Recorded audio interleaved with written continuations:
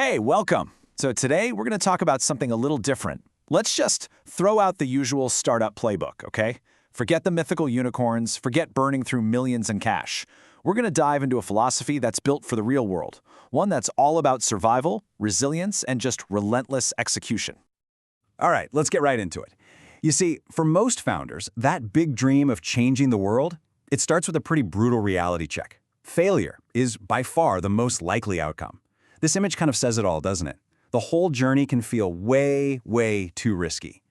You know, the story we always hear about startups is full of glamour, right? It's all about overnight success and these massive funding rounds. But underneath that glossy veneer, the truth is, it's a constant, grinding battle against some pretty overwhelming odds. Look, this isn't some big secret. It is a fundamental truth that everyone in the startup world just lives with, every single day.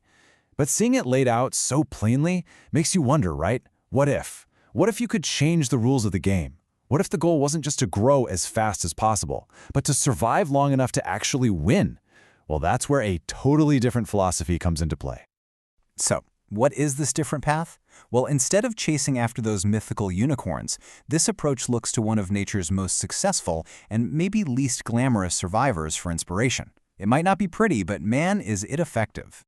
And here's the name for it, the Emprendedor Cucaracha, or the cockroach entrepreneur. Now, this is not a founder who's obsessed with vanity metrics or getting on the cover of a magazine. Nope, their focus is on the absolute fundamentals, carefully managing cash, actually finding customers who will pay, and building something that is truly, genuinely built to last. So, why a cockroach? I know. But think about it. They survive. They adapt to anything. They are incredibly resilient. In an environment where most startups just die, the cockroach entrepreneur is built to outlast everyone else and to thrive in literally any market condition. At the end of the day, it's about grit, not hype. And this slide just lays out the difference perfectly. On one side, you've got the unicorn. It's mythical, it burns cash like crazy, and let's be honest, it often dies fast. But on the other side, you have the cockroach. It's real, it manages its cash obsessively, it grows sustainably, and it's built to survive, well, anything. It is a completely different mindset. Okay, but this is way more than just a clever metaphor, right? This is a battle-tested strategy that gets real, tangible results. So let's take a look at a company that is living proof of this. So meet Newfie, a company founded by Hans Villa. Just look at these numbers for a second. Hundreds of business clients, they're profitable, and they have explosive 7x year-over-year revenue growth. This, right here, is what cockroach execution looks like in the wild.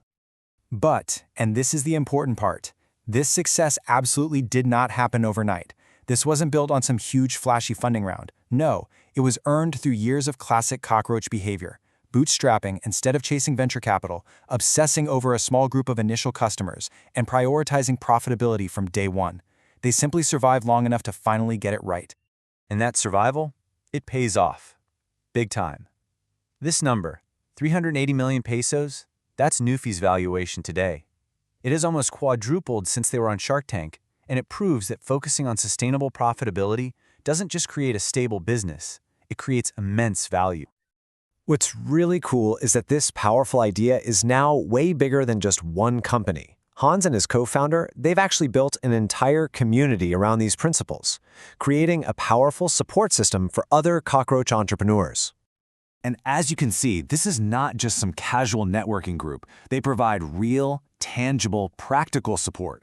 We're talking free advisory sessions, hands-on workshops, and events that are all about having the honest, unfiltered conversations about what it really takes to build a business.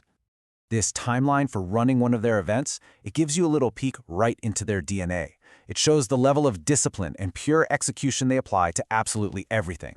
This is the cockroach philosophy in action. It's professional, it's detailed, and it's relentlessly focused on delivering value. This is what execution without excuses really looks like. And this simple phrase right here, ayudamos primero, ejecutamos siempre, it captures their entire ethos. It translates to, we help first, we always execute. And that is such a powerful combination, right? A spirit of generosity that's backed by this non-negotiable commitment to actually getting things done. All right, now for the final piece of this puzzle. The community isn't just focused on building individual companies anymore. They're aiming way higher.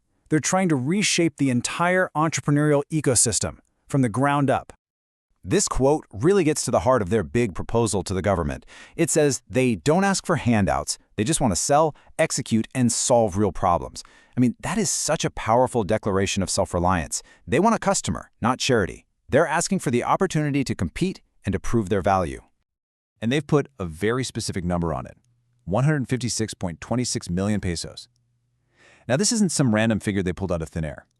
It represents just 1/10 of 1% of the state budget. And their proposal is to allocate that tiny sliver to buying services directly from local tech startups. It's a small shift that could create a massive engine for local innovation.